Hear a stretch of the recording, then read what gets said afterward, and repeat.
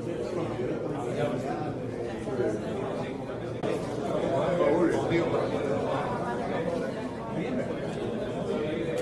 hablando mucho con...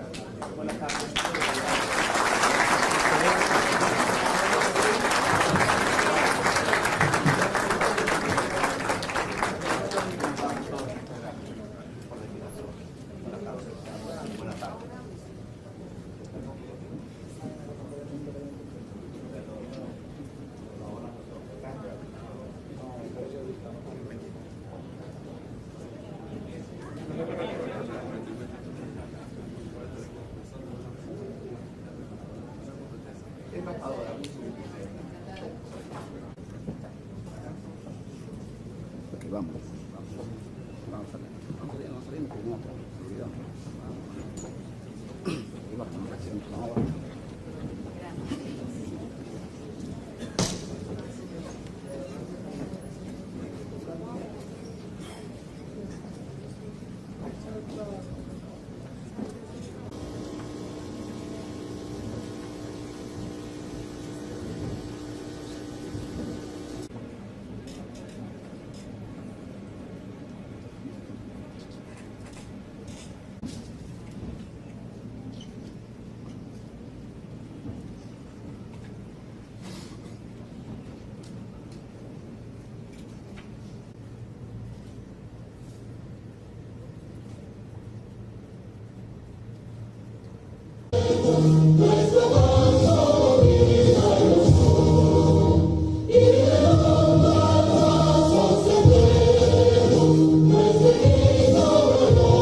Víctor Ito Bisonó, presidente de CAP. El ex presidente de Chile, Sebastián Piñera. El magnífico rector de la Pontificia Universidad Católica Madre y Maestra, reverendo padre Ramón Alfredo Cruz. El decano de la Facultad de Derecho de esta universidad, Julio Miguel Castaños Guzmán. el embajador de Chile en República Dominicana, Fernando Barreras. El señor Gerardo Bon Giovanni, miembro del Consejo Ejecutivo de la Fundación Internacional para la Libertad, que como dije anteriormente viene en representación de Mario Vargas Llosa. El señor Samuel Conde, miembro del Consejo Empresarial de la Fundación Internacional para la Libertad, y Manuel Tavares, también miembro del Consejo Empresarial de la Fundación para la Libertad. Luego de presentar la mesa de honor, vamos a escuchar las palabras de bienvenida a cargo del decano de la Facultad de Derecho de la Pucamaima, el señor Julio Miguel Castaños Guzmán.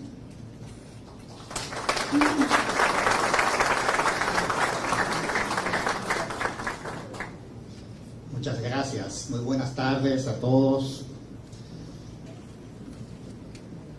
Honorable señor rector de la Pontificia Universidad Católica Madre Maestra, padre Ramón Alfredo de la Cruz Valdera. Honorables señores Fernando Barreras Robinson, embajador de Chile en la República Dominicana. Excelentísimo señor Sebastián Piñera, expresidente de Chile, nuestro invitado de honor. Señores Samuel Conde y Manuel Enrique Tavares, miembros del Consejo Empresarial de la Fundación Internacional para la Libertad. Señor Gerardo Bon Giovanni, miembro de la Junta Directiva de dicha fundación. Señores miembros del cuerpo diplomático, embajadores, invitados, señor Monseñor Agripino Núñez Collado, ex rector de esta alta casa de estudio, señor Hipólito Mejía, ex presidente de la República Dominicana, que nos honra con su presencia esta tarde, señoras y señores, dignos representantes de la comunidad académica, profesores, invitados especiales, estudiantes. La Universidad Católica Madre Maestra hoy se viste de gala con la presencia del señor Sebastián Piñera, expresidente de Chile, un país hermano que se distingue por sus altas personalidades en el mundo intelectual latinoamericano, quien nos viene a hablar esta tarde y a disertar sobre un tema de interés para todos nosotros los latinoamericanos, que es la experiencia latinoamericana y el proceso de los países latinoamericanos. Yo creo que la República Dominicana en este momento está recibiendo a una personalidad que tiene la experiencia suficiente para compartir con nosotros los conocimientos al respecto de estos temas. Por esa razón le pido a todos ustedes que junto con la universidad recibamos a nuestro invitado y decirles a todos ustedes que nos sentimos orgullosos de tenerlos aquí presentes. Muchas gracias y bienvenidos. Muchísimas gracias al decano de la Facultad de Derecho, Miguel Castaño Guzmán, por sus palabras de bienvenida. Queremos destacar precisamente la presencia aquí de Monseñor Agripino Núñez Collado, el rector de esta Pontificia Universidad Católica Madre y Maestra, así como también del ingeniero agrónomo Hipólito Mejía. Gracias por acompañarnos. A seguidas vamos a escuchar ahora las palabras de apertura a cargo del diputado Víctor Ito Brizonoy, presidente de CAP.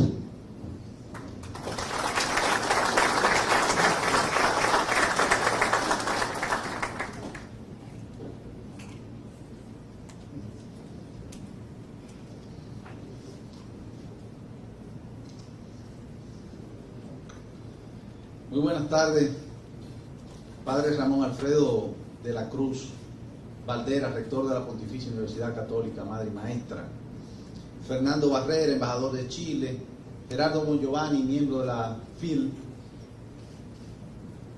Miguel Castaño, decano de la Facultad de Derecho, quien siempre nos apoya también, Samuel Conde y Manuel Enrique Tavares, miembro empresario del Consejo Empresarial de la FIL. Don Hipólito Mejía, Monseñor Agripino, amigos todos, damas y caballeros, distinguidos embajadores que hoy nos distinguen también hoy con su presencia.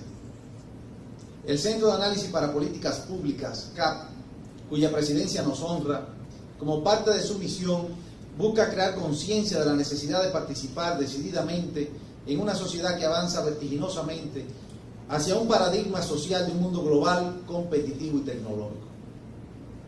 Entre nuestras actividades, servimos de plataforma e incentivo a trabajos y ensayos de todo el ámbito del saber, multiplicador de las ciencias, así como el rescate de principios y valores ético-morales mediante el debate, ponderación, discusión y formulación de las ideas.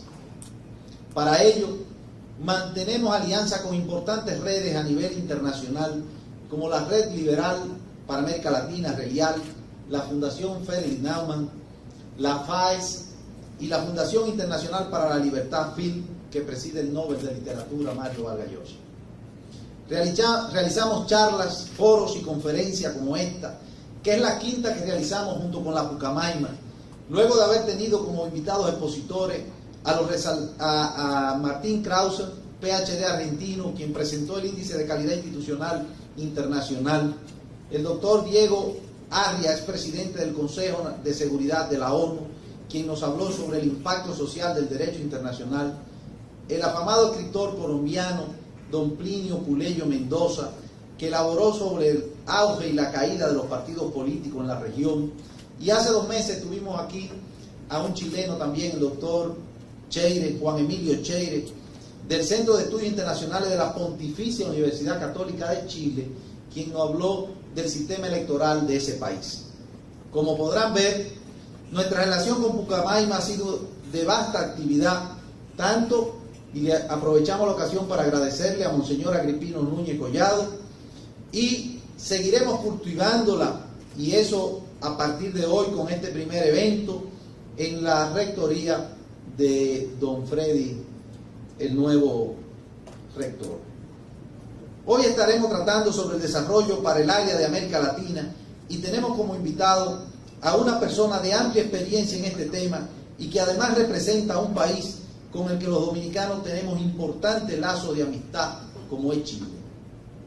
Recientemente recordábamos los 50 años de la Revolución de Abril y la posterior invasión norteamericana contra nuestro territorio. Dicha invasión lamentablemente contó con la anuencia de la mayoría de los gobiernos de la región. Solo 5 países la condenaron y el único que pidió el fin inmediato de ella en los foros internacionales fue Chile. Esto durante el gobierno de aquel gran demócrata del continente, Eduardo Frei Montalva, su canciller Gabriel Valdés y el entonces embajador chileno ante la ONU, José Piñera Carvalho, el padre de nuestro invitado de hoy.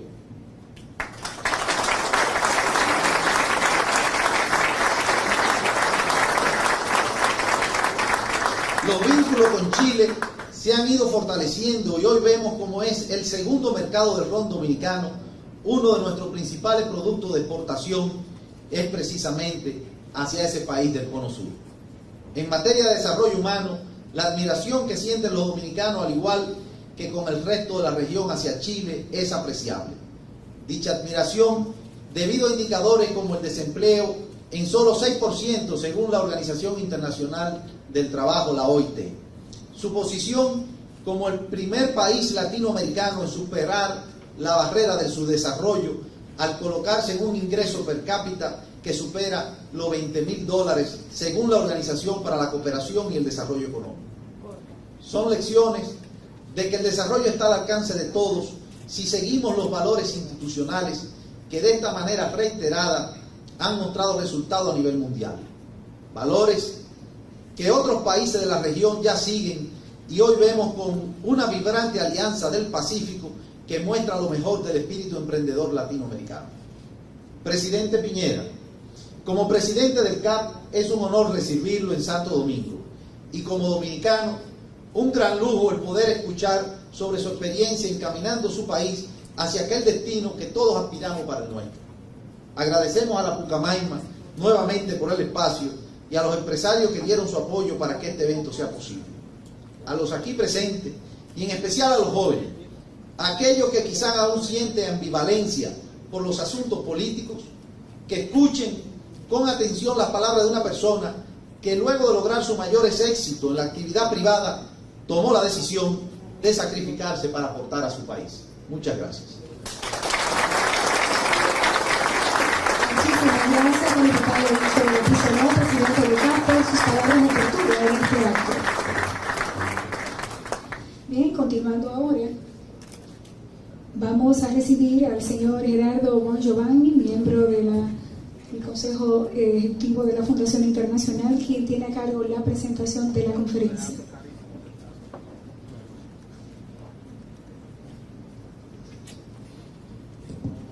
Buenas noches.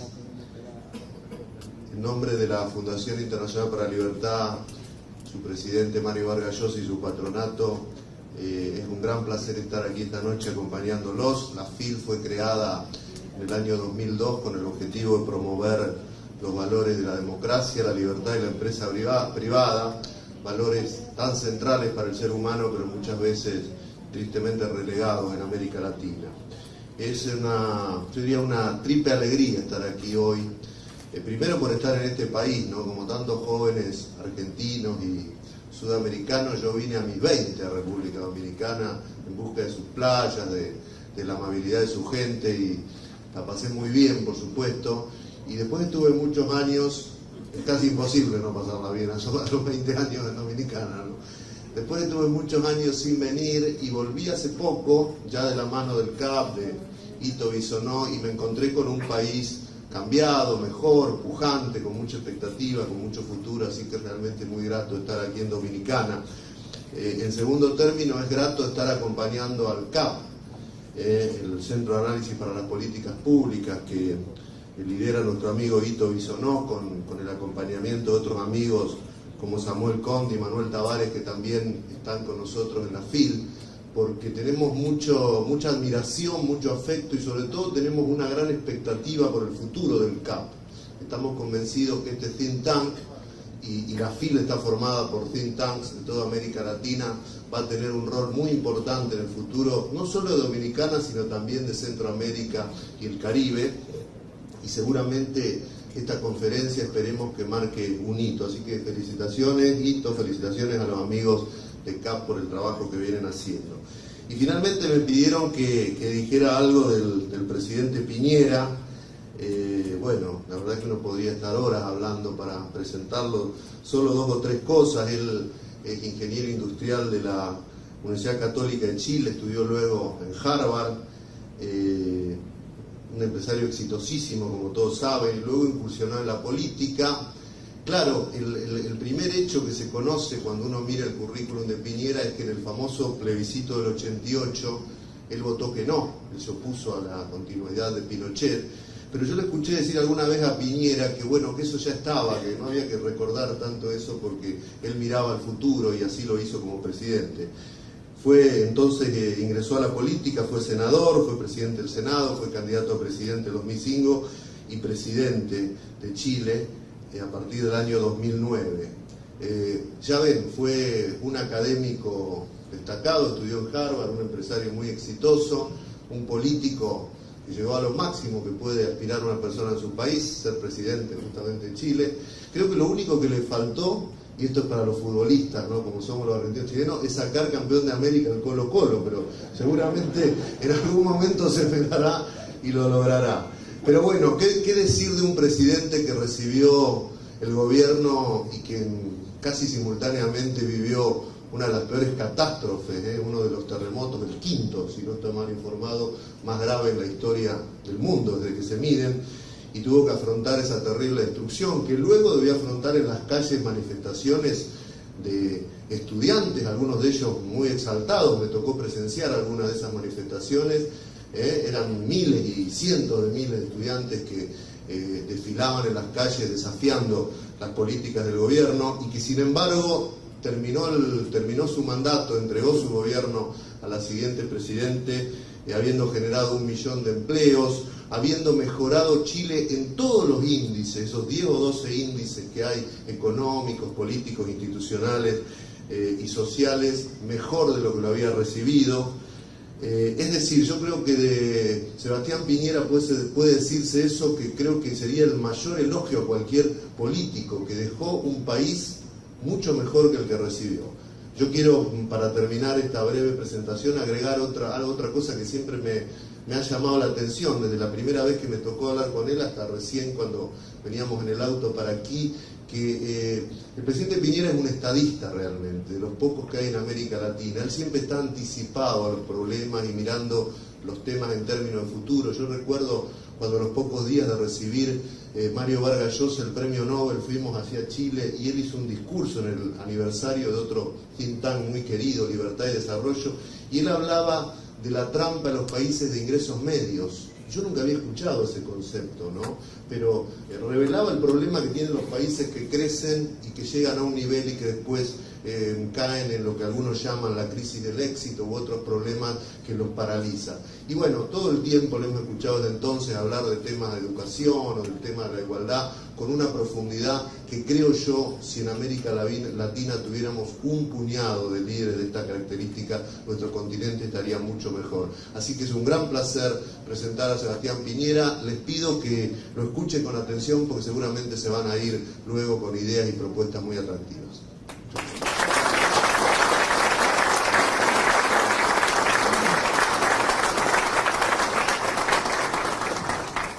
Bien, gracias a...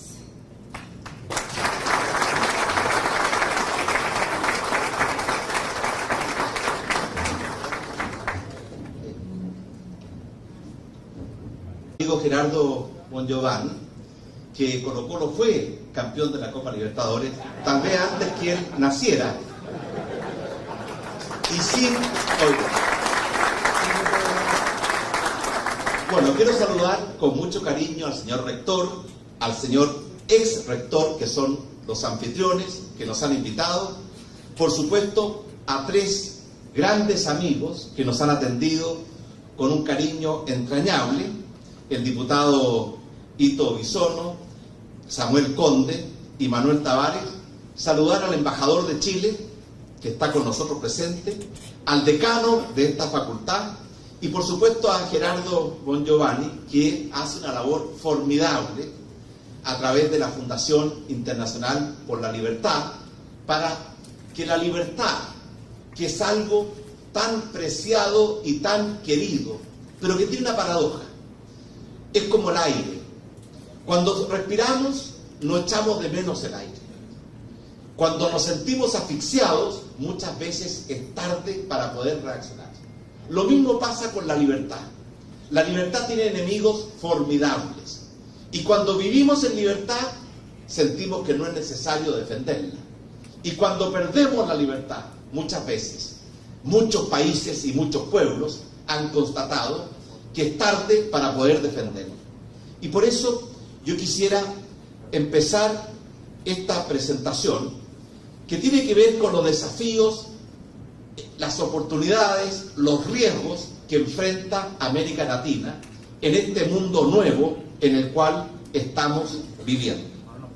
Lo primero que querría plantear es que estamos viviendo en un siglo nuevo, distinto, muy distinto al siglo en que todos nacimos y en que todos vivimos, que fue el siglo XX. El año pasado se celebraron tres fechas, o se conmemoraron tres fechas de gran importancia histórica. 100 años del comienzo de la Primera Guerra Mundial, 75 años del desembarco de Normandía y 25 años de la caída de los muros. Yo quiero partir por decir que el siglo XX fue un siglo corto y de contrastes. Corto, porque los siglos históricos no siempre coinciden con los siglos cronológicos. El siglo XX, según los historiadores, comenzó el año 1914, cuando en forma brusca el mundo, al menos el mundo occidental, pasó de la Belle Époque, del Charleston, a la Primera Guerra Mundial, la guerra de las trincheras, la guerra de los 20 millones de muertos. Después vino la Revolución de Octubre, en lo que entonces era el Imperio Ruso, y se empezó a configurar las características esenciales de ese siglo XX. Un mundo dividido en dos bloques antagónicos e irreconciliables, que competían políticamente, militarmente y que no se ponían de acuerdo en nada. Dos modelos de la democracia occidental, la democracia popular, muy distintos. Dos modelos de desarrollo económico, la economía social de mercado y el modelo socialista. Dos modelos de concebir la sociedad, como una sociedad en que podían convivir distintas clases sociales o como una sociedad en que había una confrontación eterna entre los explotadores y los explotados y que solamente podía terminar con la dictadura del proletariado. Fue un siglo corto, pero también, y terminó bruscamente el año 1989, cuando junto a la caída de los muros se termina ese siglo XX y empieza a surgir un nuevo siglo, que algunos creyeron que estaba prácticamente escrito. De hecho, Fukuyama se hizo famoso con el libro El fin de la historia, creyendo que el mundo ya había resuelto las grandes preguntas y que de aquí en adelante íbamos a transitar por un camino pavimentado. Se equivocó profundamente. Pero además de ser un siglo corto, fue un siglo de grandes contrastes. Por una parte, durante el siglo XX, piensan los científicos, que multiplicamos por más de 1 millón de veces el conocimiento que la humanidad había acumulado en toda su historia anterior. Llegamos al fondo del mar, llegamos a la luna, descubrimos el secreto del átomo, la computación, las telecomunicaciones y un progreso realmente impresionante. Yo recuerdo que cuando yo era estudiante de doctorado en economía en la Universidad de Harvard, no existía el computador, no existía el celular, no existía Internet, no existía el fax, no existía Flickr, no existía YouTube, y uno de los grandes progresos de esa época, década de los 70, fue el liquid paper, que permitía que cuando se cometía un error, corregir el error sin tener que tipear la página entera, porque se corregía un error, se cometía otro, y realmente era una tortura poder terminar un documento que requería copias. Pero además de ser un siglo de grandes avances, también fue un siglo de grandes desastres. Las dos guerras mundiales más crueles y más cruentas en la historia de la humanidad. Y yo creo que los dos experimentos sociales que más daño han causado, provocados por el hombre, al propio hombre, como fueron los experimentos del nazismo y del comunismo, que fueron parte esencial de lo que fue la columna vertebral de ese siglo XX, que terminó, y nosotros fuimos testigos privilegiados de ese término, con la caída de los muros. Y los muros que cayeron no fueron solamente aquel famoso muro o cortina de hierro que inmortalizó Churchill en una conferencia en Estados Unidos, que corría de norte a sur y separaba el mundo oriental, liderado por la Unión Soviética, del mundo occidental, liderado por los Estados Unidos, en dos bloques irreconciliables, unos agrupados en el Pacto de Varsovia, los otros en la OTAN, y que vivían mutuamente atemorizados y que eran capaces de destruirse mutuamente muchas veces. Sino que también hubo otro muro que se derrumbó y que tal vez era más cruel y que no le hemos prestado suficiente atención, que era un muro que corría de este a oeste, separando el hemisferio del norte, que era el mundo de la riqueza, del hemisferio del sur, que era el mundo de la pobreza, donde estaba la inmensa mayoría de los países de América Latina. Esta revolución, que significa el comienzo del siglo XXI, botó los muros ideológicos, pero también botó aquellos muros que dividían al mundo entre los países del centro y los países de la periferia, como le gustaba llamarlos en esos tiempos a la CEPAL. Y surge un mundo nuevo, un mundo que se caracteriza por la revolución más vasta, más amplia, más profunda y que más ha cambiado y va a seguir cambiando nuestras vidas en toda la historia de la humanidad, como es la revolución de la sociedad del conocimiento y la información, que está cambiando la forma en que vivimos, en que nos comunicamos, nos informamos, estudiamos, nos entretenemos. Y es una revolución que ya ha llegado a más de 5.000 millones de personas en tan solo 2 o 3 décadas. Y esa revolución está caracterizando a este mundo nuevo que está surgiendo ante nuestros ojos, que es y ha sido y va a seguir siendo muy generoso con aquellos países que quieran tomar los desafíos y y aprovechar sus oportunidades, pero que ha demostrado ser indiferente e incluso cruel con aquellos países que simplemente las dejan pasar. Por esa razón, este nuevo mundo, además de esta revolución de la sociedad del conocimiento y la información, es un mundo que alguien denominó la aldea global. Aquí tenemos una gráfica que muestra los volúmenes del comercio internacional. En la década de los 50, el comercio internacional eran 62 billones de dólares.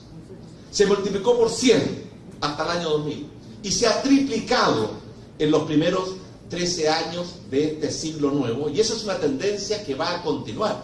Es un mundo globalizado, es un mundo integrado, y aquellos países que crean que puedan construir muros y aislarse del mundo y pretender desarrollarse en autarquía, yo creo que están cometiendo un grave error, porque están desaprovechando las grandes oportunidades de este mundo nuevo, que además tiene nuevos actores. Aquí está el comercio internacional. Siempre pensamos que Europa o Estados Unidos son los grandes protagonistas del comercio internacional. Eso dejó de ser así. Hoy día India y China son los dos principales jugadores en materia de comercio internacional, y esa es una realidad que va probablemente a acentuarse en el futuro. Y es un mundo que los ejes del desarrollo se están desplazando. Durante mucho tiempo el eje del mundo estuvo en el Mediterráneo, después estuvo en el Atlántico, y hoy día definitivamente se está desplazando y cada vez con más fuerza hacia el Pacífico. Y estos son hechos que tenemos que tener en cuenta, porque hay que comprender este mundo nuevo, tan distinto al siglo XX que nos vio nacer, para poder tomar el diagnóstico adecuado y asumir las decisiones correctas para no quedarse fuera de esta revolución que está golpeando al mundo entero. América Latina se quedó bajo, no se subió a la revolución industrial, y por eso sigue siendo un continente subdesarrollado. Ningún país puede pretender quedarse fuera de esta nueva revolución que ya hace algún tiempo está golpeando nuestras puertas y nos está planteando un mundo tan distinto al que conocimos, que requiere actitudes, visiones y también políticas distintas para poder estar en ese mundo como protagonistas y no simplemente como espectadores. Además de eso, es un mundo en que la riqueza se está desplazando hacia el oriente. Como muestra este gráfico, la riqueza que se expresa en el tamaño de los continentes es muy distinta la que tenemos hoy día que la que teníamos, por ejemplo, a comienzo del siglo pasado. Y también la población está cambiando en forma dramática.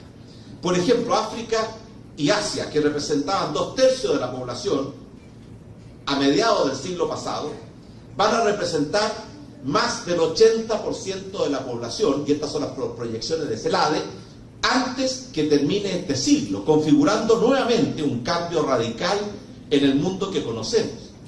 Durante mucho tiempo creíamos que el mundo emergente era el gran responsable de la creación de riqueza y el crecimiento económico. Esa realidad cambió. Fíjense ustedes que a partir del año 2007, el mundo emergente representó más del 50% del Producto Mundial. Y esa tendencia se sigue agudizando hasta el punto que hoy día representa más del 60%, lo cual significa que los países desarrollados han visto disminuir su proporción del Producto Mundial por bajo el 40%. Pero no es solamente la participación en el producto, tal vez más importante aún es la participación en el crecimiento.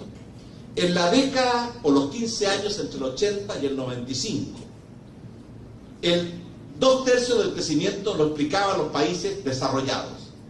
Hoy día, más de 2/3 del crecimiento lo explican los países emergentes.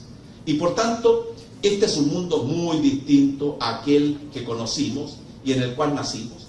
Y se están produciendo ciertas tendencias. Por una parte, se está produciendo una disminución en la capacidad de crecimiento. Aquí ustedes pueden ver cómo las economías avanzadas, las economías emergentes y el mundo entero han ido evolucionando hacia menores tasas de crecimiento. Y estas son tendencias que muchos analistas y expertos que se dedican a predecir el futuro creen que se van a mantener. Y esto también significa un rebalanceo de las posiciones relativas. Aquí ven ustedes, por ejemplo, cómo China, las economías emergentes e India, este es un cuadro que muestra el ingreso per cápita de estos países como porcentaje del ingreso per cápita de los países desarrollados. Las brechas que solo se agrandaron durante el siglo pasado han empezado a estrecharse, lo cual es otra característica que va a remodelar este mundo y que es muy bueno tener plena conciencia de él para saber vivir en el mundo en que nos ha tocado vivir. Esto es como era el mundo en el año 2010 y esto es cómo va a ser el mundo en el año 2060. Ustedes ven que las dos economías más grandes del mundo no van a ser ni Estados Unidos, ni Japón, ni Europa. Van a ser India y China, configurando en consecuencia tres grandes gigantes, Estados Unidos, India y China, y después países de ingreso medio, como va a ser Europa, Japón, Brasil y el resto de los países por debajo de esa situación. Este es el mundo en el cual América Latina tiene que enfrentar su presente y su futuro. Y es bueno tener conciencia de él. Hablando ahora en particular de América Latina. América Latina ha sido un continente que lo ha tenido todo. Un territorio vasto, generoso, recursos naturales abundantes. No ha tenido que sufrir dos guerras mundiales que destrozaron Europa como las que conoció ese continente el siglo pasado. No ha tenido tampoco grandes conflictos raciales como los que dejaron los ingleses en África, o grandes conflictos religiosos como los que vive el Medio Oriente, o incluso países occidentales como Irlanda, en que se mataban durante décadas en nombre del mismo Dios. Y a pesar de todo esto, América Latina no ha estado a la altura de sus posibilidades, de sus oportunidades y tampoco de sus desafíos y de sus deberes. Hoy América Latina sigue siendo un continente subdesarrollado. Ningún país de América Latina ha logrado dejar atrás el subdesarrollo ni dejar atrás la pobreza. Y eso no es un designio de Dios ni una fatalidad, es porque no hemos sabido encontrarnos con los verdaderos pilares del desarrollo. Y por supuesto que hay realidades muy diversas al interior de América Latina y periodos muy diferentes en la historia de América Latina. Pero esto es un cuadro que sin duda refleja nuestra historia, de la cual nos sentimos orgullosos en muchas materias, pero tenemos que reconocer que América Latina no ha estado a la altura de sus posibilidades ni sus desafíos, y eso es algo que depende de nosotros cambiar, y cambiar la historia en nuestro beneficio. Y por esa razón yo creo que toda sociedad siempre debe buscar, y esto es tarea de la sociedad y no solamente del Estado, una compatibilización de tres grandes valores: la libertad, la justicia y el progreso. Cada vez que las sociedades han puesto uno de estos valores por encima y pisoteando a los otros dos, los resultados han sido nefastos. En cambio, cuando se ha entendido que son tres valores que deben compatibilizarse, los resultados han sido fecundos. Desde ese punto de vista, la libertad, como lo decía al comienzo, es algo que tiene muchos enemigos y que está en permanente amenaza. Y por tanto, todo hombre libre, y esto es un rol de la sociedad y también del Estado, debe tener como uno de los objetivos y valores el buscar ampliar los ámbitos de libertad para que los ciudadanos puedan ser los verdaderos arquitectos de sus propias vidas y no simplemente súbditos de un Estado que los considera como una parte, sin reconocer esa dignidad, esa trascendencia que todo ser humano tiene por su propia naturaleza. Uno puede preguntarse, ¿qué tan libre es América Latina? Y aquí tenemos algunos indicadores. Por ejemplo, el índice de libertad, que es un índice que establece, ¿cierto?, la Freedom House de Estados Unidos, y que muestra un ranking de los países de América Latina.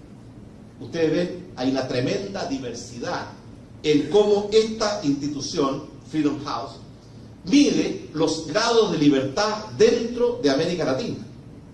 También uno puede preguntarse, ¿qué tan democrática es América Latina? Y aquí nos referimos a un índice o a un estudio de el Economist Intelligence Unit, que muestra esta realidad. Nuevamente, una brutal disparidad. Algunos países de América Latina están a la vanguardia en esta materia, otros se han ido quedando definitivamente atrás. ¿Qué tan abierta es América Latina a este mundo nuevo, integrado? Y aquí nos referimos, ¿cierto?, a un índice que confecciona todos los años el Heritage Foundation, que muestra esta realidad.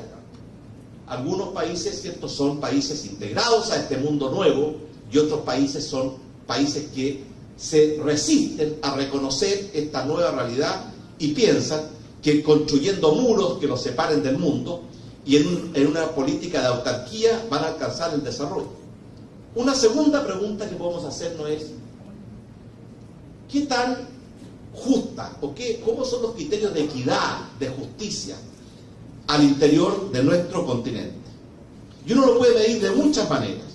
Uno es preguntándose por qué el Estado de Derecho se hizo justamente para proteger a los más débiles de los más fuertes. El Estado de Derecho es una garantía de que la ley va a ser pareja e igual para todos, y por tanto, por esencia, protege a aquellos que al margen de la ley o cuando viven en la ley de la selva son los grandes perjudicados. Y aquí tenemos un indicador, ¿cierto?, de el World Justice Project, que mide la fortaleza del Estado de Derecho en distintos países de América Latina. Nuevamente el mismo cuadro, una enorme diversidad y heterogeneidad al interior de América Latina. Otra alternativa es medir los grados de desigualdad. Se dice que América Latina, y es cierto, es un continente con grados de desigualdad muy por encima de lo que son los estándares a nivel internacional. Y aquí tenemos una información que muestra la desigualdad en América Latina medida por el coeficiente Gini. Mientras más alto ese coeficiente, mayores son los grados de desigualdad. Y por tanto, cuando uno analiza esto, también puede medir los niveles de pobreza, que hay indicadores que definitivamente, ¿cierto?, son oficiales y que probablemente no reflejan la realidad, pero son los indicadores que publica la CEPAL. En algunos casos son solamente mediciones urbanas, así que tendríamos que excluir algunos países, pero muestra que también los niveles de pobreza al interior de América Latina son muy diversos y muy heterogéneos. Lo mismo ocurre con la corrupción. Y aquí estamos tomando los distintos indicadores que permiten medir por organismos o instituciones internacionales y hacer ciertas comparaciones. Pero además de la libertad, además de la justicia, hay un tercer valor fundamental, que es el progreso. Y desde ese punto de vista, aquí tenemos cómo son los ingresos per cápita de los países de América Latina y qué tan cerca o qué tan lejos estamos de alcanzar algo que nos ha sido tan esquivo a lo largo de la historia de nuestra América Latina, que es dejar atrás el subdesarrollo, dejar atrás la pobreza y todas las lacras que van asociadas a estas dos situaciones, y poder incorporarnos al mundo de los países desarrollados.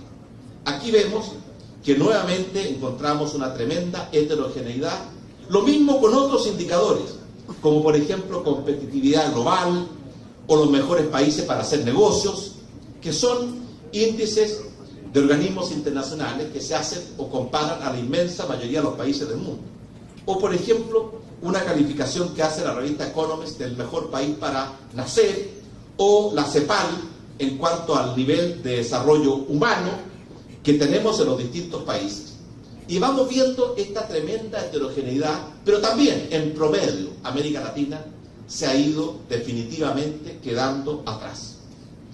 En América Latina hay tres grandes visiones a las cuales me voy a referir inmediatamente, pero antes de eso quería ilustrar esta idea de una América Latina que no ha estado a la altura de sus desafíos. Y aquí vemos cómo ha sido el índice de desarrollo de distintos países o continentes y cómo América Latina simplemente no estuvo a la altura de sus posibilidades y dejó que el resto del mundo, en gran medida, le sacara una enorme ventaja. Incluso hay algunos países como Corea, que hasta la década de los 60 eran países pobres y que en 50 años lograron cruzar ese verdadero desafío o esa travesía por el desierto y transformarse en países desarrollados. Por esa razón, uno puede establecer en la historia de América Latina que hay distintas épocas, pero en general la década de los 80 fue conocida como la década perdida, porque durante esa década el ingreso per cápita de América Latina, en lugar de crecer como creció el ingreso per cápita del mundo, disminuyó, porque crecíamos a un ritmo menor que el crecimiento de la población. Después vino la última década del siglo pasado, que fue llamada la década de la recuperación, porque muchos países de América Latina comprendieron que tenían que volver a reencontrarse con los pilares del desarrollo y corrigieron la inestabilidad de sus democracias, y el continente volvió a ser un continente con países democráticos, salvo algunas escasas excepciones. Se reencontró también con una política más responsable y más consciente de que hay que hacer las cosas, ¿cierto?, manteniendo y cuidando ciertos equilibrios y no simplemente satisfaciendo populismos o voluntarismos. Y todo eso permitió que la primera década de este siglo América Latina tuviese un crecimiento que por primera vez le permitió aumentar su ingreso per cápita en forma significativa. Pero da la impresión de que esa década del crecimiento, que fue la primera década de este siglo, ya perdió fuerza. Y hoy día América Latina en promedio va mostrando un decaimiento en su capacidad de crecimiento. Y de hecho, este año 2015 y probablemente el año 2016, producto de lo que está pasando en los grandes países de América Latina como Brasil, Argentina y Venezuela, vamos a tener tasas de crecimiento muy por debajo del promedio del mundo y muy por debajo de nuestro potencial. Es verdad que existe una tremenda disparidad al interior de América Latina, como se muestra en este gráfico. Si ponemos a todos los países en un índice 100 en el año 80, vemos cómo algunos han logrado progresar con mayor velocidad y otros simplemente, a pesar de tener enormes potencialidades, se han quedado estancados y han permitido perder o han perdido posiciones relativas. Aquí vemos, por ejemplo, qué ha pasado con los distintos modelos que se vislumbran en América Latina. Haciendo una simplificación, uno puede clasificar a los países de América Latina en tres grandes grupos. Los países de la Alianza del Pacífico, Chile, Colombia, México, Perú. Los países del ALBA, particularmente Cuba, Venezuela, Nicaragua, Ecuador, y los países del Mercosur. Pero cuando uno ve las cifras, porque es importante ver las cifras, se da cuenta de que detrás de estas clasificaciones también hay distintos ritmos de crecimiento, distintos ritmos de equilibrios, distintos ritmos de inversión. Por ejemplo, aquí vemos dos tendencias en crecimiento.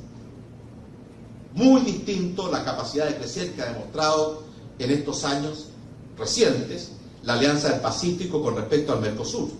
Lo mismo ocurre con un indicador que es la inflación, que es una manera de medir la responsabilidad y los equilibrios en las políticas macroeconómicas.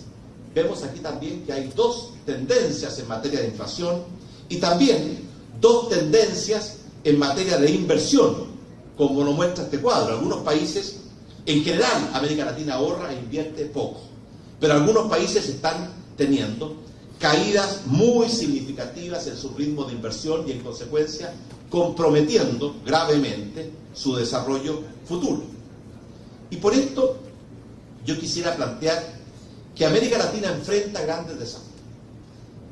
En el mundo, a veces hay un ejemplo que habla de una rana. Si ustedes ponen una rana en agua tibia y se la van calentando lentamente, la rana se acostumbra, no se da cuenta y muchas veces muere sin reaccionar. Si usted mete una rana en agua caliente, la rana se quema, salta y reacciona. Porque muchas veces los continentes o los países no reaccionan y se van acostumbrando a su mediocridad y van pensando que ese es el único mundo posible y pierden de vista el gran proyecto de país. Y el gran proyecto de país o de continente que tenemos en América Latina, que es el desafío de nuestra generación, es lograr lo que nuestros padres, abuelos y bisabuelos siempre añoraron, pero nunca alcanzaron, que es derrotar el subdesarrollo y derrotar la pobreza. Es cierto que cuando uno mira las oportunidades, hay oportunidades del pasado y oportunidades del futuro. Las dos tienen algo muy bueno y algo muy malo. Las oportunidades del pasado son como los portaaviones. Están ahí, se ven a simple vista. No hay para qué escudriñar el horizonte, ni esforzarse con la vista, porque se ven. El problema es que todas ellas ya tienen dueño. Las oportunidades del futuro, que son las que debemos ser capaces de encontrar, son más bien como los periscopios de los submarinos. Cuesta encontrarlos. Hay que escudriñar el horizonte, hay que aguzar la vista. Pero tiene una enorme ventaja, que el que encuentra esas oportunidades tiene el legítimo derecho a beneficiarse de los frutos que esas oportunidades generan. Y en consecuencia, en esta materia, tenemos que estar conscientes. El mundo entero está buscando oportunidades. Cuando un país logra una posición, conquista un mercado, no lo conquistó para siempre. Hay muchos otros países que están esperando la oportunidad para desplazarlo. Yo recuerdo ese ejemplo de dos exploradores que van a la montaña y se encuentran con un oso que acababa de terminar su periodo de invernación. Y el oso había despertado, estaba muy hambriento, los ve, los empieza a perseguir. Y naturalmente el oso era mucho más rápido que los dos exploradores. Y uno de ellos le dice al otro, ayúdame a sacarme la mochila. Y el otro le dice, ¿para qué te vas a sacar la mochila si con mochila o sin mochila el oso igual nos va a alcanzar? No, le dice, si yo no le quiero ganar al oso, yo te quiero ganar a ti. Y eso es lo que pasa en este mundo moderno. Estamos compitiendo. Por ejemplo, la industria de la zona franca en República Dominicana no está sola. Está compitiendo con industrias que quieren lograr producir los mismos productos y conquistar los mismos mercados en muchas partes del mundo. Y en algunas partes incluso con más ventajas comparativas porque tienen mano de obra más abundante o más económica o más disciplinada. Y por tanto, la competencia que enfrentan los países que quieren dejar atrás el subdesarrollo es formidable. Y por tanto no hay que dormirse un solo segundo en los laureles. Robert Kennedy dijo una vez que en el mundo habían dos tipos de personas. Los que ven las cosas como son y se preguntan por qué, la inmensa mayoría, y los que sueñan con las cosas que aún no son y se preguntan por qué no.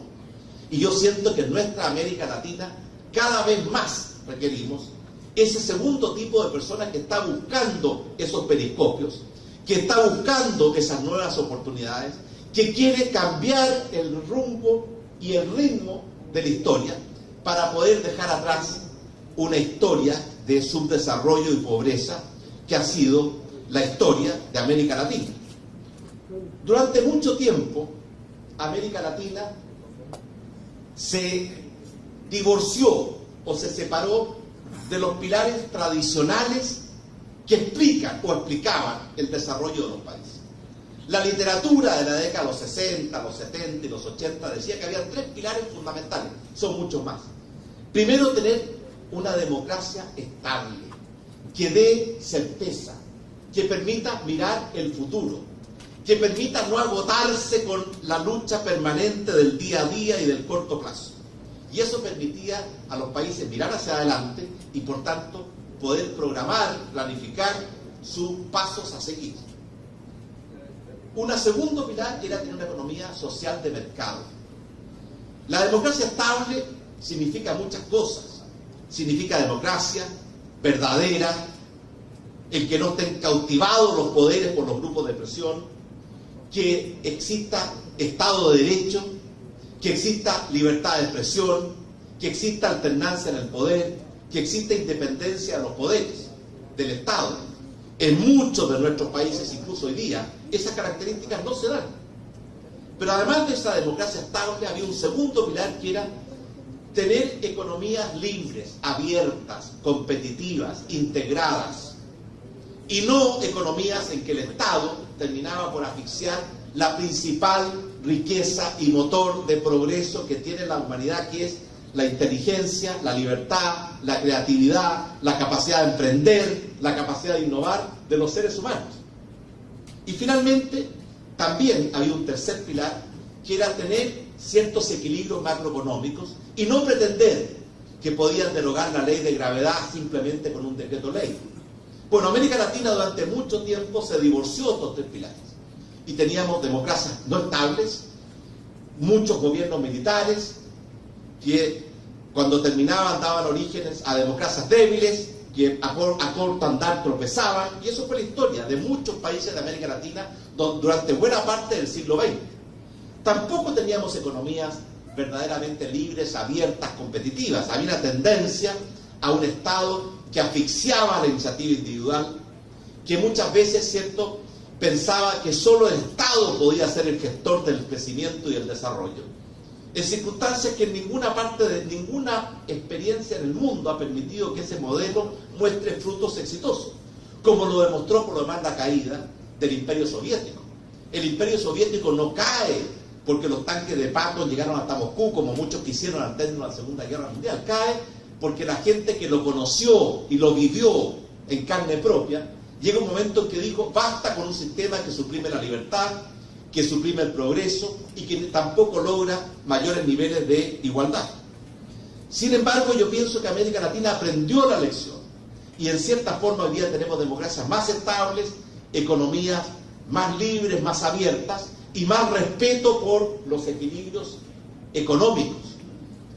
Sin embargo, lo que podía haber sido los pilares que la literatura identificaba como los cruciales durante la segunda mitad del siglo pasado, hoy día ya definitivamente no son suficientes. Y yo creo que América Latina tiene que construir los nuevos pilares que van a permitirle ponerse de pie y poder vivir y poder, ¿cierto?, progresar en esta nueva sociedad del conocimiento y la información, en este nuevo mundo globalizado del cual hablábamos hace algún momento atrás. En primer lugar, yo creo que es vital recuperar, reivindicar, revalorar el significado y el valor de la libertad, de la creatividad, de la capacidad de innovar, de la capacidad de emprender, de la necesaria flexibilidad que tienen que tener las sociedades en este mundo moderno en que lo único constante es el cambio. Porque durante mucho tiempo, muchas fuerzas ahogaron, pisotearon, deprimieron estas fuerzas que son las grandes generadoras de progreso, de desarrollo y de oportunidades. Segundo, yo creo que América Latina tiene un vacío y un déficit en materia de calidad de la educación, como lo muestran todas las pruebas internacionales como la prueba TIMSS o la prueba PISA, que hacen comparaciones y muestran cómo América Latina en general está en los últimos lugares y además ni siquiera está a la altura de países de igual grado de desarrollo. Ahí hay un enorme esfuerzo por hacer, que es mejorar la calidad de nuestro sistema educacional. Y para eso va a haber que romper huevos, porque no se hacen tortillas sin romper huevos. Y hemos visto muchas veces que hay grupos de presión, sindicatos de profesores o burocracia que simplemente no han permitido lograr que nuestro sistema educacional permita a todas las personas poder desarrollar sus talentos en plenitud y no tenerlos en un macetero que jamás va a permitir que crezca un árbol, ¿cierto?, fuerte y frondoso. Hay una tercera desafío en América Latina, que es que los niveles de pobreza y los niveles de desigualdad constituyen un severo obstáculo y peligro para esas oportunidades de desarrollo futuro, como lo mostraban los indicadores de pobreza y desigualdad que mostramos anteriormente. Hay un cuarto pilar que tiene que ver con la globalización y la integración. América Latina tiene que integrarse a este mundo que está emergiendo. No tiene opción, porque muchas veces América Latina, y aquí fue la escuela de la CEPAL de la década de los 50 y los 60, con ese modelo de desarrollo hacia adentro, que nos equivocó el rumbo y el camino. Tenemos que ser capaces de integrarnos a este mundo global, porque si no simplemente el mundo se va a olvidar de nosotros. Y finalmente, yo creo que hay un quinto gran desafío que es propio de nuestro continente y de casi todos sus países, que es fortalecer y mejorar la calidad de su democracia, la calidad de sus instituciones, la calidad del Estado. Y aquí hay 5 tareas, y si tuviéramos tiempo podríamos ver cómo nos han medido en estos 5 pilares, y realmente tenemos una tarea por hacer, tenemos una brecha por cerrar, tenemos un desafío por cumplir. Y yo pienso de que esto es una tarea y es una misión que poco a poco vamos tomando conciencia de ella, pero es más fácil decirlo que hacerlo. Porque muchos de nuestros países todavía no están enfrentando estos 5 grandes desafíos con la fuerza, la dedicación, la tenacidad y el coraje que se requiere para cambiar las cosas. Einstein decía que lo que es muy estúpido pensar que se van a lograr resultados distintos siguiendo haciendo lo mismo. Y aquí yo creo que tenemos los 5 pilares nuevos que tenemos que en algunos casos construir y en la mayoría de los casos fortalecer para que América Latina pueda dejar esta condición de un continente que ha sido el continente de la esperanza, pero que nunca ha sido un continente, ¿cierto?, de los resultados. Al final de la Segunda Guerra Mundial se escribieron muchos libros que comparaban a Japón con Brasil. Eran 2 países de igual población y de ingreso per cápita equivalente.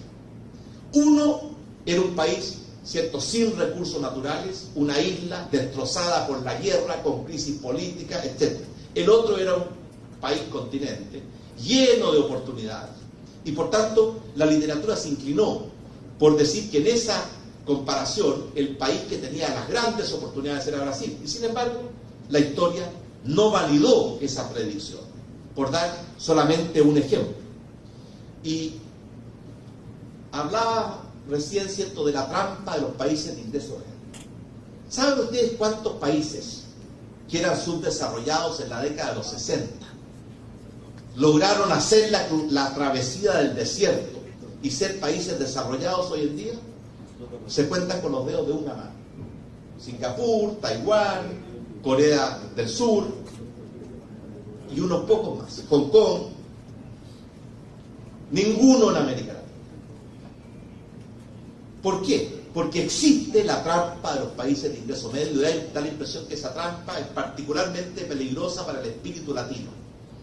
Porque cada vez que los países encuentran el rumbo y el camino, se las ingenian para desviarse de ese rumbo o de ese camino.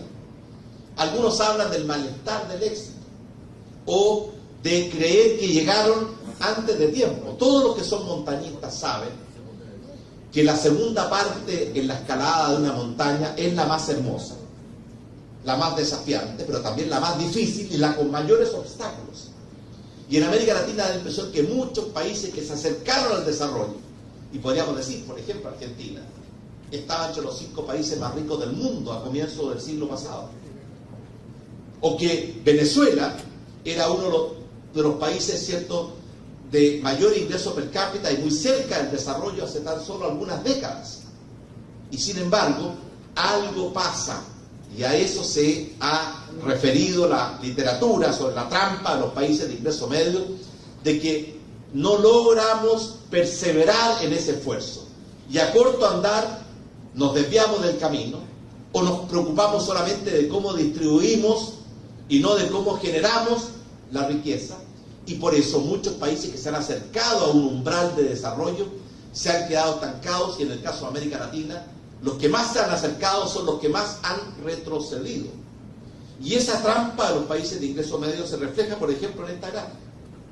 Aquí vemos el ingreso per cápita de algunos países de América Latina como porcentaje del ingreso per cápita de Estados Unidos.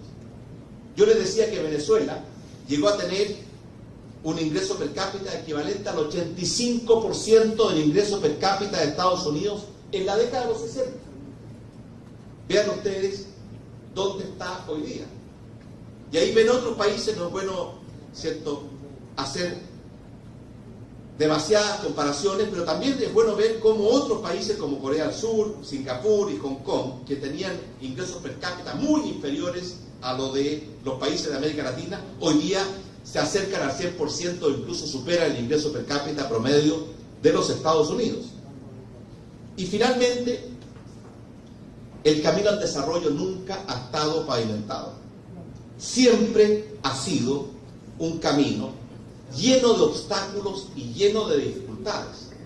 Por ejemplo, en el caso de República Dominicana, un país que con su ingreso per cápita a paridad cambiaria tiene hoy día $13.000.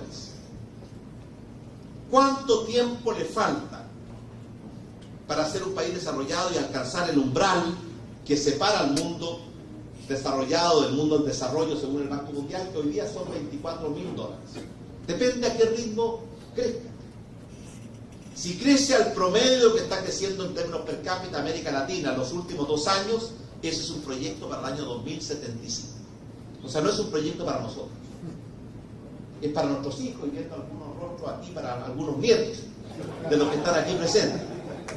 En cambio, si logramos alcanzar niveles de crecimiento como los que están puestos ahí, esa es una meta que se acerca y que es una meta alcanzable para nuestra generación. Y nada motiva y entusiasma tanto a los países como un proyecto grande, ambicioso, dejar atrás el subdesarrollo, que al mismo tiempo sea factible y que sea un proyecto para nosotros, no para las futuras generaciones.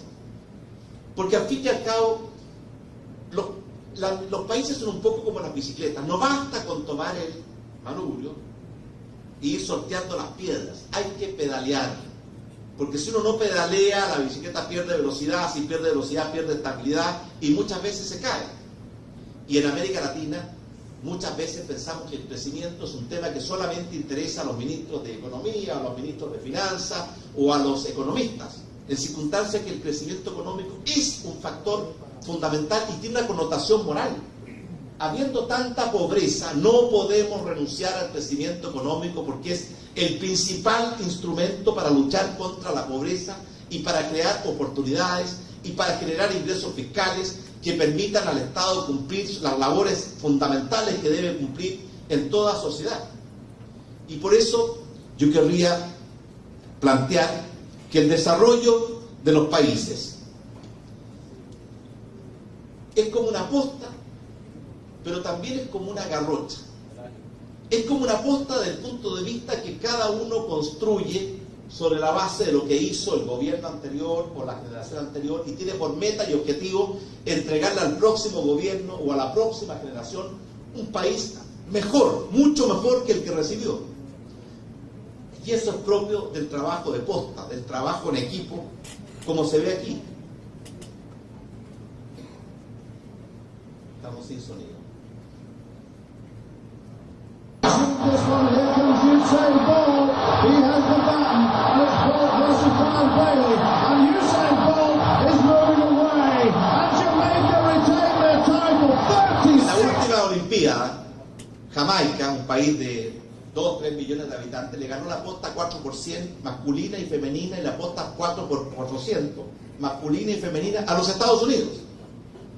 Ese es un trabajo de equipo. Como tiene que ser el desafío del desarrollo.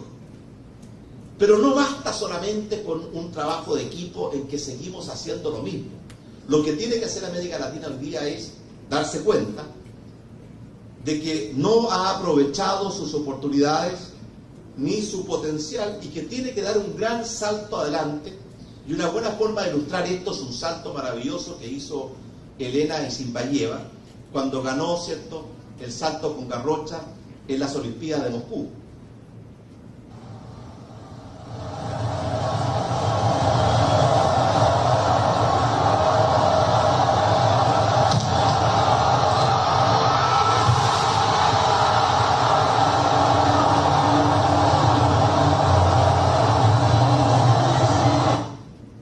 Yo quisiera terminar estas palabras compartiendo con ustedes 2 anécdotas, una historia y una anécdota.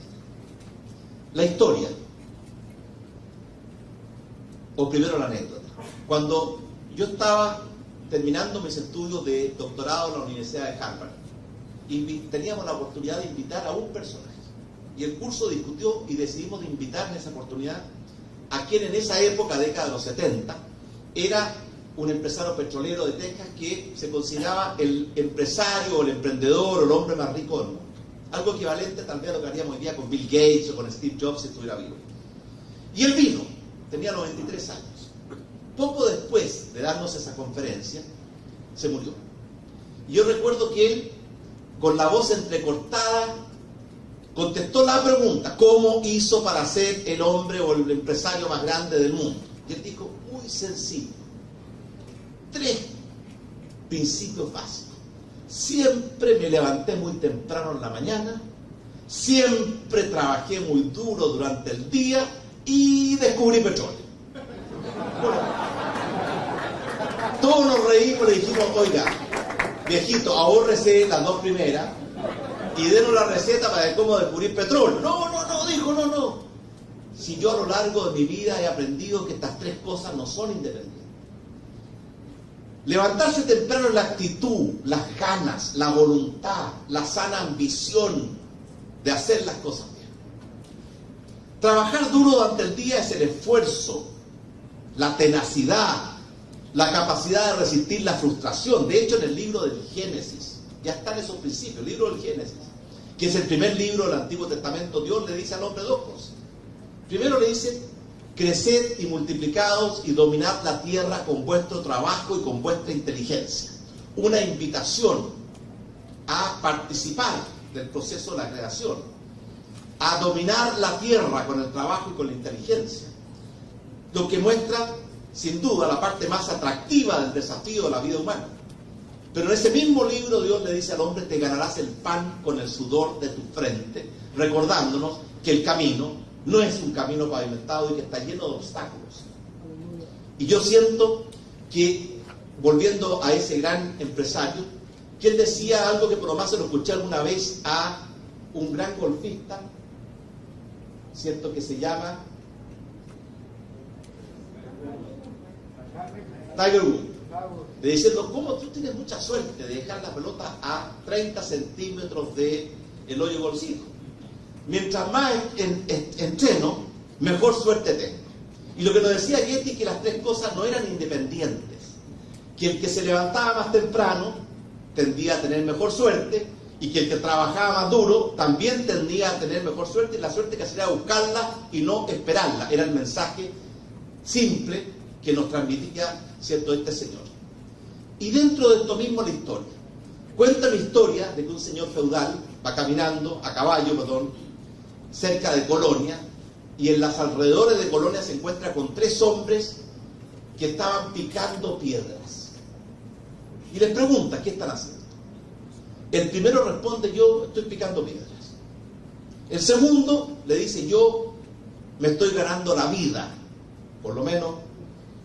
El tercero le dice con los ojos iluminados, yo estoy construyendo la catedral de Colonia. Todos nosotros, todos los países, en este esfuerzo por el desarrollo van a tener que picar muchas piedras, que es la parte dura, difícil, frustrante de los desafíos de la vida. Pero ojalá nunca, ni siquiera en los momentos de mayor frustración porque están picando piedras, dejen de pensar de que también están construyendo su propia catedral de Colonia. Muchas gracias.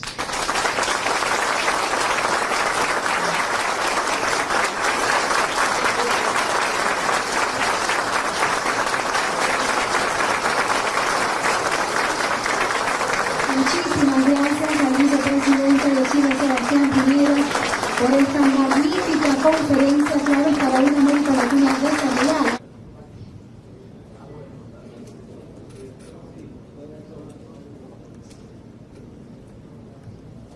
¿En qué medida es necesario el involucramiento de la comunidad, gobierno y empresa para el desarrollo del sector minero?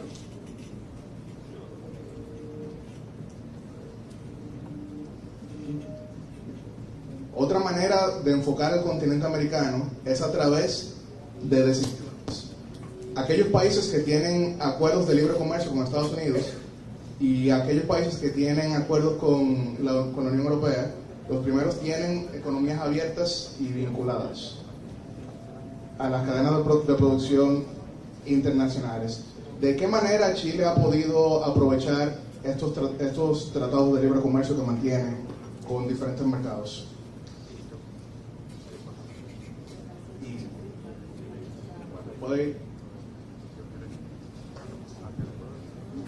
Humana ha sido un mundo que ha reconocido el valor de los metales como fuente de progreso. Por algo conocemos la historia de la humanidad como la edad del bronce, la edad del hierro. Renunciar en el siglo XXI a aprovechar la riqueza que significa la minería que Dios depositó, ¿cierto?, bajo nuestro territorio, lo considero absolutamente absurdo. Ahora, sin duda, en esto hay posiciones extremas. Hay algunos que con tal de ganar un peso están dispuestos a destruir el planeta. Hay otros que con tal de proteger una mosca están dispuestos a empobrecer a la humanidad. Esos son extremos de los cuales hay que apartarse. Yo creo que, y pienso, bueno, Chile es un país minero y República Dominicana es un país con un tremendo potencial minero que no puede dejar de aprovechar. Hay que aprovecharlo en forma inteligente. Por ejemplo, sin duda que la minería es una actividad que puede causar mucho daño al medio ambiente y mucho daño a las comunidades en las cuales tiene sus operaciones. Y por tanto hay que buscar cómo compatibilizar esas dos cosas. En Chile pasamos una ley que ninguna empresa minera puede abrir una mina si no tiene desde el primer día un plan garantizado de cómo va a cerrar esa mina. Porque cuando termina la actividad minera, porque se acaba el yacimiento o bajan las leyes, no puede quedar el hoyo, sino que la empresa tiene que entender que tiene que reponer y recuperar lo que significó, ¿cierto?, esa actividad minera. Y ese principio de que cuando junto con tener la autorización para iniciar la explotación de una mina, tiene que tener un plan y garantizado de cómo va a cerrar esa mina cuando decida cerrarla, es una buena forma de aproximar el problema. Pero pretender frenar el aprovechamiento de la riqueza minera en un país, a mí me parece absurdo. Lo que es, debemos preguntarnos cómo hacemos para que la explotación minera sea consistente con la protección del medio ambiente, y esa protección del medio ambiente tiene que ver con cómo se recuperan los terrenos que muchas veces son horadados, perforados, ¿cierto?, en la actividad minera. Y además, las tecnologías modernas permiten que los procesos industriales asociados a la minería, que emiten muchos gases contaminantes, CO2, azufre, metales pesados, existe hoy día la tecnología que permite mitigar hasta el 99,9% de esos daños, como existe, por ejemplo, en los países nórdicos, que tienen centrales termoeléctricas en las ciudades y que no contaminan, y que tienen actividades mineras muy cerca de sus ciudades que tampoco contaminan, porque han aplicado la tecnología moderna para hacer las dos cosas compatibles. Y yo creo que aquí, en República Dominicana, ya sé que tiene millones de oportunidades, ¿cierto? Tiene ventajas naturales que se las quisiera cualquier país del mundo, la belleza de este país, los potenciales de turismo, la característica de alegría y de generosidad de su gente, el potencial que tienen algunas industrias, ¿cierto?, donde ha logrado un prestigio mundial, como es, por ejemplo, y aquí quiero nuevamente corregir a mi amigo Bon Giovanni, que dijo que vino acá por las playas y por la gente, pero no agregó que volvió por el ron. Y por lo tanto, sin duda que la minería es una riqueza de este país que no puede simplemente renunciar a explotar. Y desde ese punto de vista, esto tiene que ser una actividad en que tiene que haber una colaboración. Muchas veces se entiende la relación entre la sociedad civil o la comunidad empresarial y el Estado como una relación de competencias. Hoy día, las empresas, la principal competencia no está al interior de las empresas entre los trabajadores y los empresarios. Hoy día en el mundo compiten empresas en República Dominicana con empresas en muchos otros países del mundo que quieren producir los mismos bienes y llegar a los mismos mercados que las empresas dominicanas. Y por tanto, aquí tiene que haber un diálogo de mucho mayor colaboración. Y los empresarios muchas veces también creen que tienen que defender cada uno, ¿cierto?, por sí solo, ¿cierto?, sus legítimos intereses, y lo creen que la mejor forma de hacerlo es entendiéndose y logrando prerrogativas del gobierno de turno. Y muchas veces se olvidan de defender algo tan importante, que es el valor de la empresa, el valor de la innovación, el valor del emprendimiento, el valor que significa, ¿cierto?, las empresas como creadores de riqueza y creadores de oportunidades. Y hemos permitido que en nuestro continente, y esto lo refleja el último estudio del PNUD, que se haya producido una especie de rechazo o pérdida de prestigio de la comunidad hacia las empresas. Y eso pone en grave peligro, sin duda, el modelo de desarrollo que se basa precisamente en la innovación y en el emprendimiento. Chile decidió hace mucho tiempo atrás abandonar el modelo de la CEPAL, del desarrollo hacia adentro, de la sustitución de importaciones, porque ese modelo nos condenaba al subdesarrollo, y decidió iniciar la aventura de la integración con el mundo. Y lo hizo buscando todos los mecanismos posibles. acuerdos bilaterales, acuerdos multilaterales, y hoy día Chile tiene tratado de libre comercio con Estados Unidos, con México, con Canadá, con todos los países de Centroamérica y el Caribe, excepto con la República Dominicana, y así lo hablamos insistentemente hoy día con el presidente de la República y con el canciller, para buscar ese acuerdo de libre comercio. También lo tiene con la Comunidad Europea, con India, con China, con Japón, con Corea, con Vietnam, con Tailandia, con Indonesia, en fin. Porque creemos que esa es el mejor camino para alcanzar el desarrollo. Aprovechar, ¿cierto?, las ventajas comparativas. Hacer bien lo que sabemos hacer y no hacer mal lo que no sabemos hacer. Por supuesto que las ventajas comparativas son dinámicas. No es algo que esté solamente basado en los recursos naturales. Uno puede crear ventajas comparativas. Pero el intercambio es y ha sido siempre una fuente de riqueza de la cual ni la República Dominicana, ni América Latina, ni Chile pueden quedarse al margen. Y por eso yo creo que la estrategia de apertura y de integración es el camino indicado para todos los países. Siempre van a haber enemigos, porque le tienen temor a la competencia o porque piensan que van a perder algunos privilegios. Y muchas veces esas fuerzas son las que evitan que los países se atrevan a dar ese paso adelante hacia la integración con este mundo nuevo y moderno del cual hemos hablado. Sí, esta van a ser las últimas preguntas. Sí. ¿Qué expectativas tiene usted sobre la litis de Chile y Bolivia que conoce la Corte de la Haya? Uno de los ejes principales de su estrategia de gobierno fue promover el emprendimiento e innovación. ¿Cuáles resultados usted pudiera decir que obtuvo esa estrategia? ¿Y qué nos puede decir sobre el combate a la corrupción? Bueno, Chile tiene un diferendo con Bolivia. Y la posición nuestra es que Chile y Bolivia celebraron un tratado de paz y amistad el año 1904 que fijó las fronteras y que estableció los derechos y obligaciones de ambos países.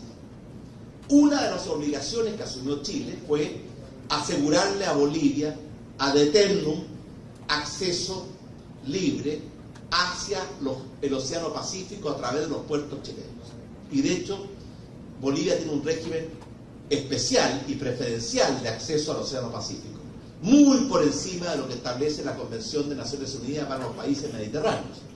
Por de pronto, ¿cierto?, tiene liberación total de todo tipo de impuestos en territorio chileno relacionado con su comercio internacional, trato preferencial en el uso de los puertos chilenos y además de eso, trato preferencial en el trato que se da a sus mercaderías, las cuales son inspeccionadas por aduanas bolivianas, ¿cierto? Y Chile no puede entorpecer ni dificultar ese libre tráfico de importaciones y exportaciones.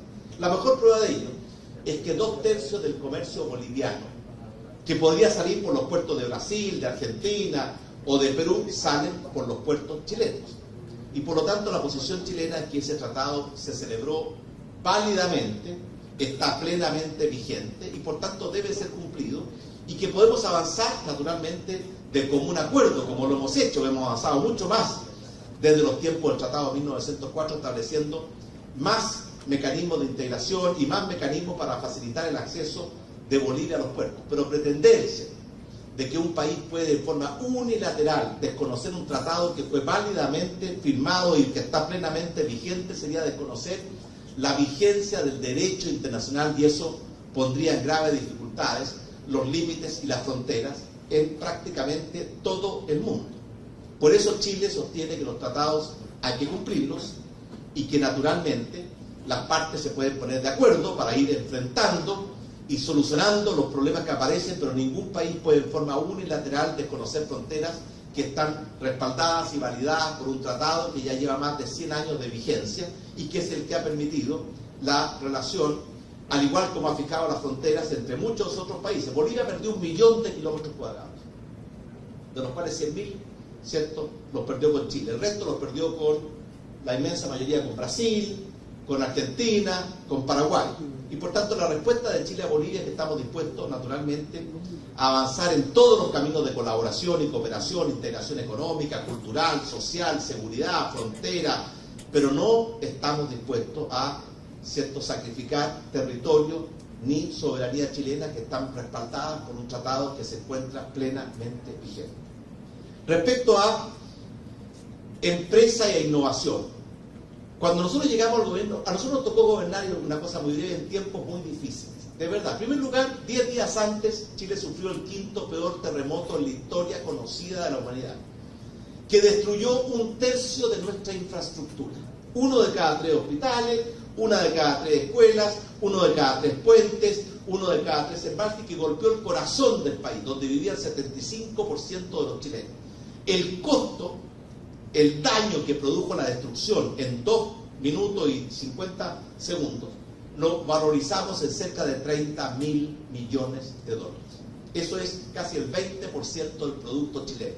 Por poner en perspectiva, Katrina, que ha sido la peor tragedia o desastre natural de Estados Unidos, fue menos del 1%, y el terremoto que golpeó a Japón poco tiempo después fue menos del 2% del PNB de Japón. Y por tanto tuvimos que enfrentar un país que tenía que ponerse de pie después de haber sufrido un embate en la naturaleza de un grado de devastación que nunca antes habíamos conocido. Nos tocó recibir un país en recesión, nos tocó enfrentar una economía mundial que pasó por una severa crisis después de la crisis subprime del año 2009, y sin embargo, todo eso no significó, ¿cierto?, amilanarnos ni bajar los brazos, sino que se lograron metas, entre las cuales 2 que yo quisiera mencionar con mucha cariño especial, que son: 1, crear 1 millón de empleos, que permitió que Chile alcanzó el pleno empleo. No hay mejor política laboral que el pleno empleo, porque sin que nadie lo disponga, los salarios crecen y cambia el trato, porque todos los trabajadores saben que no están obligados a un empleador, y los empleadores saben que si no tratan a los trabajadores de la forma que corresponde, los van a perder. Y por esto se produce un círculo virtuoso, que es justamente el inverso, que cuando los países viven con tasas de desempleo altísimas, que se genera un círculo vicioso. Pero lo segundo fue que hicimos un esfuerzo muy grande en crear nuevos empresarios, nuevos innovadores, junto con crear 1 millón de empleos en 4 años. Chile tiene 17 millones de habitantes, la República Dominicana tiene 10 millones de habitantes, así que 1 millón de empleos allá es como 700.000 empleos acá en 4 años. También nos propusimos crear 250.000 nuevos emprendedores. Y por tanto, en lugar de hacer la cosa difícil a quien quería emprender una nueva actividad empresarial, tratamos de hacerlo lo más fácil. Y de hecho, a través de cambios legislativos, que tuvimos el ejemplo de los países que llevaban la vanguardia de esta materia, permitimos, ¿cierto?, que una empresa en Chile se creara en un día, ¿cierto?, y no 6 meses, que es lo que tomaba antes, y que costara, ¿cierto?, el costo fuera prácticamente 0 y no, ¿cierto?, 4 meses de venta, como era en promedio lo que ocurría antes, y surgieron una nueva generación de innovadores y emprendedores, ¿cierto?, que están iniciando sus proyectos. Hicimos proyectos como el famoso Startup Chile, que era importar emprendedores, que vengan a emprender a Chile. Y por tanto, la innovación, el emprendimiento, fue parte esencial de la capacidad de crear empleos y de mejorar la productividad de los factores en Chile, que nos permitió duplicar la capacidad de crecimiento, duplicar la capacidad de crear empleos y reducir a la mitad la pobreza de Chile, que cayó del 15 al 7% en un periodo de 4 años. Y la última pregunta era el combate contra la corrupción. Hay muchos enemigos que debe enfrentar todo país, toda sociedad, y uno de ellos es la corrupción.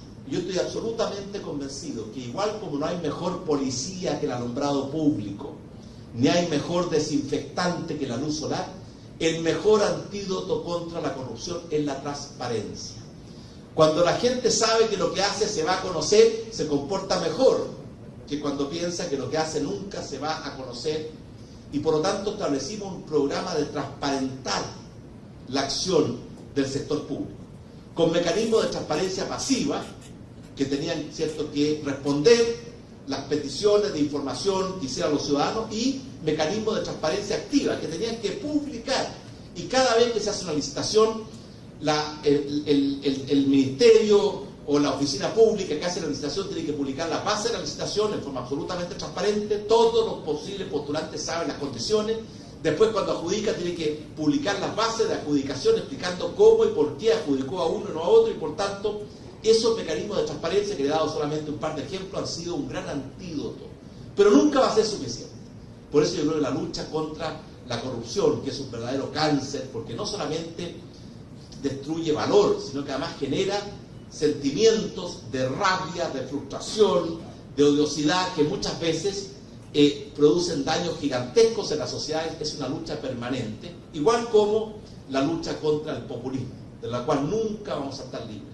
Y por tanto, una democracia sana tiene que entender que tiene enemigos formidables. Y dentro de ellos, además de el terrorismo y el narcotráfico que afecta a algunos países, está la corrupción, ¿cierto?, la burocracia y el populismo. Gracias.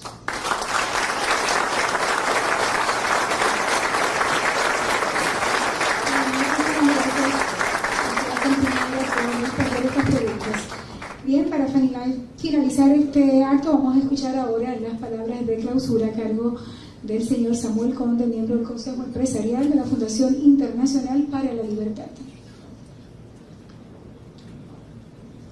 Presidente Piñera, por esa enriquecedora presentación. Para los como Chile ha logrado alcanzar un nivel de desarrollo que lo coloca en un sitial de vanguardia en la región latinoamericana. Observamos que efectivamente las claves que usted ha compartido con nosotros son las mismas cuya aplicación ha contribuido al éxito de otros países emergentes como el nuestro. Institucionalidad, libertad económica, Estado de Derecho, transparencia, educación, una apuesta a largo plazo que no falla, pues trae progreso equitativo para toda la población. Resulta evidente que el desarrollo no es algo reservado para los europeos, los norteamericanos o los asiáticos. Como hemos escuchado esta tarde, también es posible alcanzarlo en Latinoamérica si aplicamos estos principios, que nada tienen que ver con ideologías, sino más bien con sentido común acerca de cómo debe funcionar la cosa pública. Como miembro del Consejo Asesor Empresarial de la Fundación Internacional para la Libertad y patrocinador del CAP, deseo agradecer la presencia de mis colegas empresarios que hoy nos acompañan, considerando que los temas que aquí tratamos revisten una importancia tal que su debate no debería quedar en manos de políticos o de partidos políticos únicamente. La sociedad en su conjunto debe ser partícipe de este debate. Está claro que los partidos políticos son actores importantes, pero también deberían serlo los centros de pensamiento, las organizaciones que componen la sociedad civil, los grupos estudiantiles y los gremios. También le corresponde a la clase empresarial, aquella que es quien crea la mayor riqueza y los empleos para el país, participar e incidir en ese debate determinante de las políticas públicas a ser adoptadas. Es importante saludar la notable presencia de jóvenes en este auditorio. A ustedes, más que a nadie, les corresponderá velar porque estos principios que hemos escuchado esta tarde sean aplicados, pues en manos de las nuevas generaciones de líderes queda el reto de transformar la realidad social y económica de la República Dominicana. Con su pasión por un mejor país y con la dedicación para así alcanzarlo, podremos algún día, de la misma manera en que se habla hoy en todo el mundo del éxito del modelo chileno, escuchar hablar del exitoso modelo de desarrollo dominicano. Señor presidente, siguiendo las palabras de mi amigo Ito, les reitero que los lazos de amistad entre nuestro país y el suyo son cada día más fuertes. Y estamos seguros de que los mejores capítulos de esta historia de amistad y solidaridad quedan aún por ser escritos. Aprovecho para reiterarle nuestro sincero agradecimiento por habernos honrado con su visita a esta ciudad prima de América, desde donde puede regresar a su patria, la de O'Higgins, sabiendo que esta, la de Duarte, Sánchez y Mella, ven usted un gran ejemplo de demócrata y visionario a carta cabal. Muchas gracias.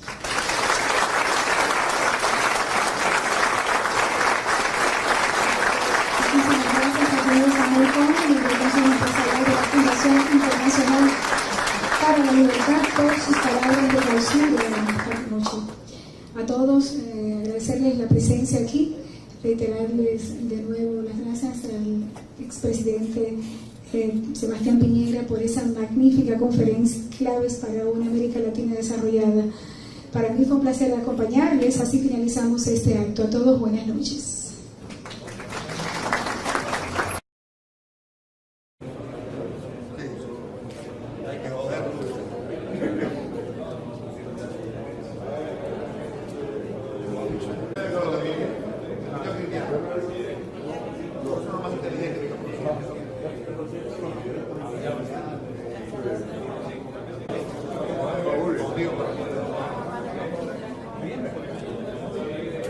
Hablando mucho con...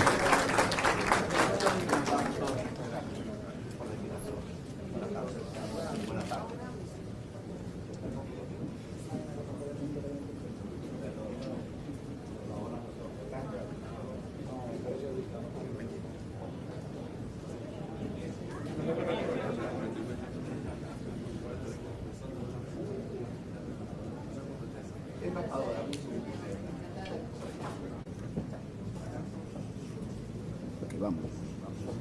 Vamos saliendo con otra actividad. Y vamos a hacer un trabajo.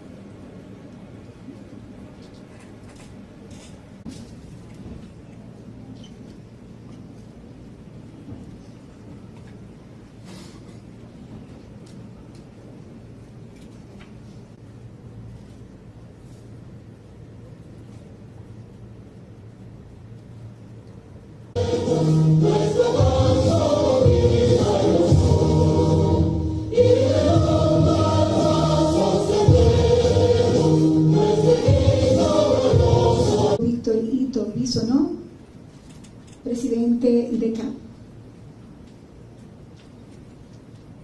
El ex presidente de Chile, Sebastián Piñera. El magnífico rector de la Pontificia Universidad Católica Madre y Maestra, Reverendo Padre Ramón Alfredo Cruz. El decano de la Facultad de Derecho de esta universidad, Julio Miguel Castaños Guzmán. El embajador de Chile en República Dominicana, Fernando Barreras.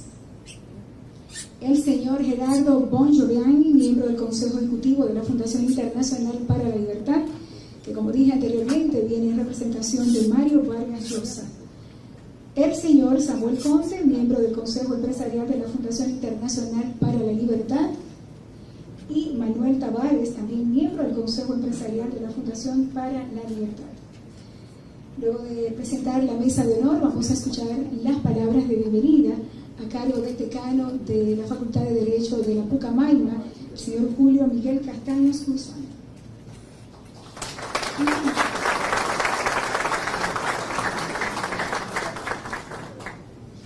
Muchas gracias. Muy buenas tardes a todos. Honorable señor rector de la Pontificia Universidad Católica Madre Maestra, Padre Ramón Alfredo de la Cruz Valdera. Honorables señores Fernando Barreras Robinson, embajador de Chile en la República Dominicana. Excelentísimo señor Sebastián Piñera, expresidente de Chile, nuestro invitado de honor. Señores Samuel Conde y Manuel Enrique Tavares, miembros del Consejo Empresarial de la Fundación Internacional para la Libertad. Señor Gerardo Bongiovanni, miembro de la Junta Directiva de dicha fundación. Señores miembros del cuerpo diplomático, embajadores, invitados, señor Monseñor Agripino Núñez Collado, ex rector de esta alta casa de estudio, señor Hipólito Mejía, ex presidente de la República Dominicana, que nos honra con su presencia esta tarde, señoras y señores, dignos representantes, empresarios del Consejo Empresarial de la FIL. Don Hipólito Mejía, Monseñor Agripino, amigos todos, damas y caballeros, distinguidos embajadores que hoy nos distinguen también hoy con su presencia. El Centro de Análisis para Políticas Públicas, CAP, cuya presidencia nos honra, como parte de su misión, busca crear conciencia de la necesidad de participar decididamente en una sociedad que avanza vertiginosamente hacia un paradigma social de un mundo global, competitivo y tecnológico. Entre nuestras actividades, servimos de plataforma e incentivo a trabajos y ensayos de todo el ámbito del saber, multiplicador de las ciencias, así como el rescate de principios y valores ético-morales mediante el debate, ponderación, discusión y formulación de las ideas.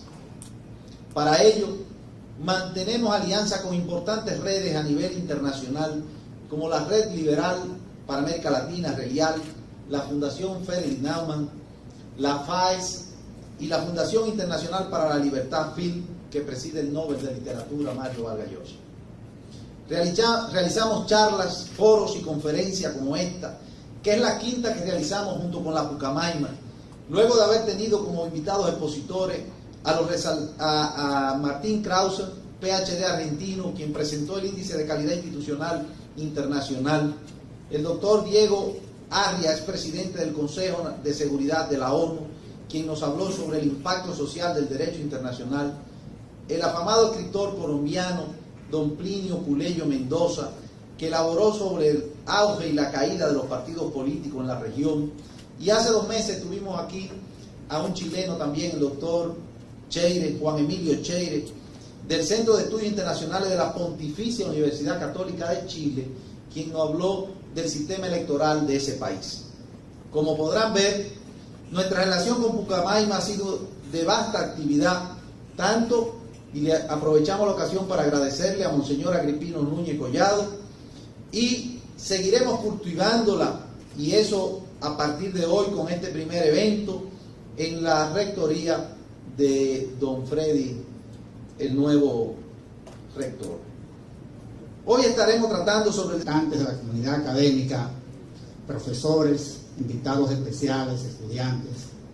La Universidad Católica Madre Maestra hoy se viste de gala con la presencia del señor Sebastián Piñera, expresidente de Chile, un país hermano que se distingue por sus altas personalidades en el mundo intelectual latinoamericano, quien nos viene a hablar esta tarde y a disertar sobre un tema de interés para todos nosotros los latinoamericanos, que es la experiencia latinoamericana y el proceso de los países latinoamericanos. Yo creo que la República Dominicana en este momento está recibiendo a una personalidad que tiene la experiencia suficiente para compartir con nosotros los conocimientos al respecto de estos temas. Por esa razón le pido a todos ustedes que junto con la universidad recibamos a nuestro invitado y decirles a todos ustedes que nos sentimos orgullosos de tenerlos aquí presentes. Muchas gracias y bienvenidos. Muchísimas gracias al decano de la Facultad de Derecho, Miguel Castaño Guzmán, por sus palabras de bienvenida. Queremos destacar precisamente la presencia aquí de Monseñor Agripino Núñez Collado, el rector de esta Pontificia Universidad Católica Madre y Maestra, así como también del ingeniero agrónomo Hipólito Mejía. Gracias por acompañarnos. A seguidas vamos a escuchar ahora las palabras de apertura a cargo del diputado Víctor Ito Brizonoy, presidente de CAP.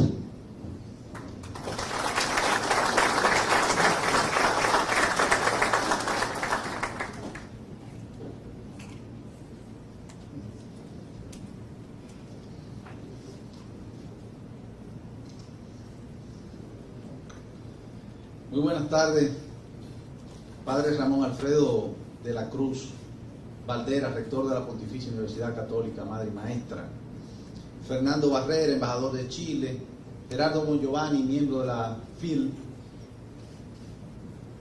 Miguel Castaño, decano de la Facultad de Derecho, quien siempre nos apoya también, Samuel Conde y Manuel Enrique Tavares, miembro